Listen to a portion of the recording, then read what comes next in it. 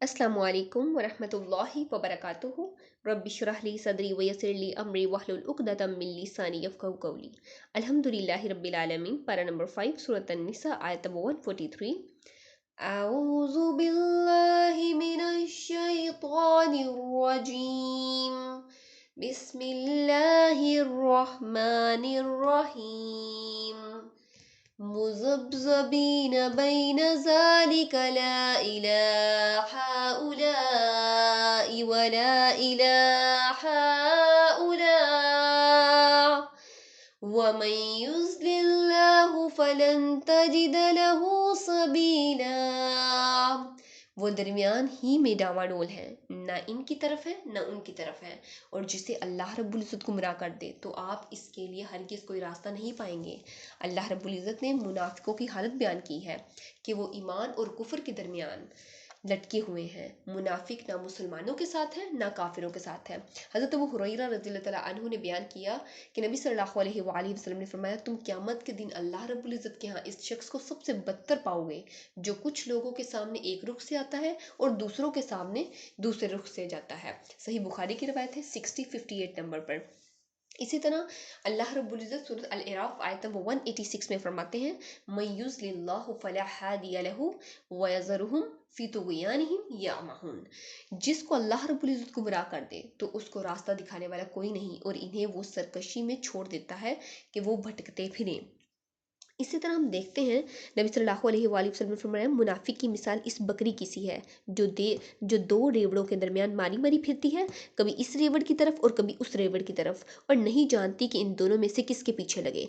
यानी जो शख्स सब कुछ जानने और समझने के बावजूद खुद गुमराही में पड़ा हुआ है और बातिल परस्ती की तरफ रागिब हुआ है, यानी कि रगबत रखता है बातिल की तरफ, राह रास्त पर लाने के लिए कोई इंसान की उसे नसीहत और कोशिश ज़्यादा फ़ायदा नहीं पहुंचा सकती। यानी कि अगर इंसान स्ट्रगल भी करे उसे राह रास्त पर लाने के लिए तो वो नहीं ला सकता।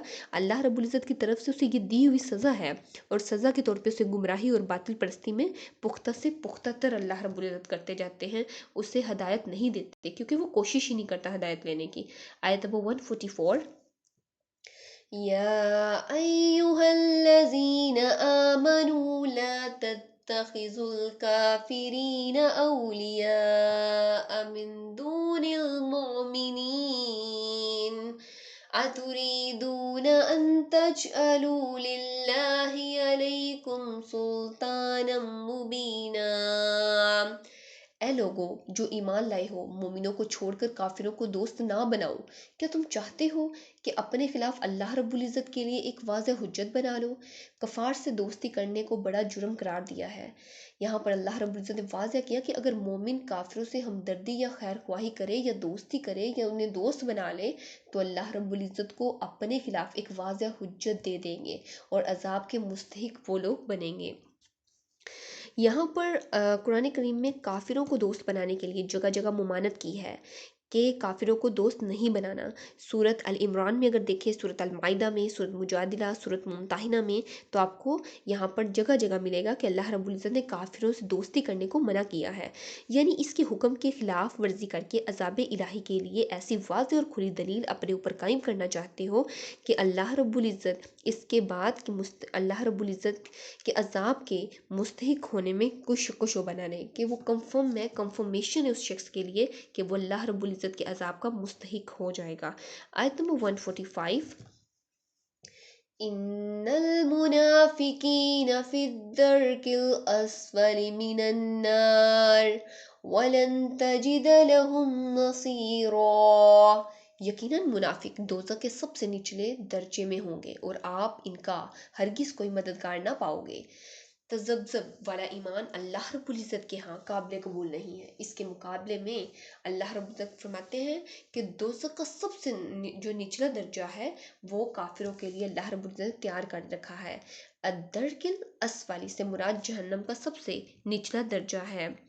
جس طرح جنت کے درجات ہیں، سب سے اونچا درجہ جنت الفردوس ہے اور سب سے افضل ہے، اسی طرح جہنم کے بھی درجات ہیں، جو جتنا نیچے ہے اتنا ہی سخت ہے۔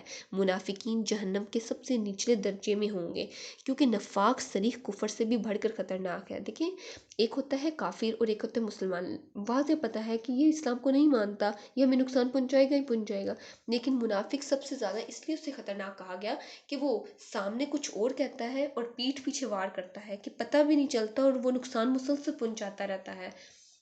تو یہاں پر اللہ رب العزت فرماتے ہیں، واضح فرماتے ہیں کہ منافقوں کو اللہ رب العزت کے مقابلے میں کوئی بھی مددگار نہیں ملے گا اور نہ ہی ان کا کوئی مددگار ہوگا۔